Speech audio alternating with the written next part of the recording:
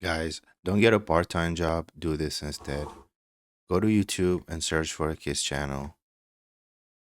Higgsfield.ai/MCP. Now, for example, I'm using Hermes agent.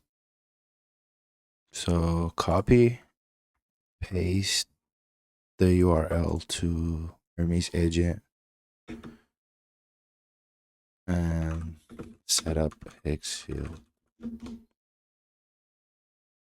Then it's gonna open some like this. Click allow.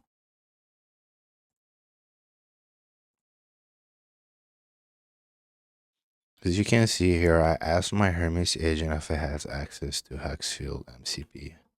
And a reply back, it says I have access to that. So you don't see, here's what I can do with it. It can generate image and videos. So go back to ChatGPT, copy the script that he made, and then just take, like, for example, the first part right here, copy and paste it to Hermes agent, and tell it to cook for you.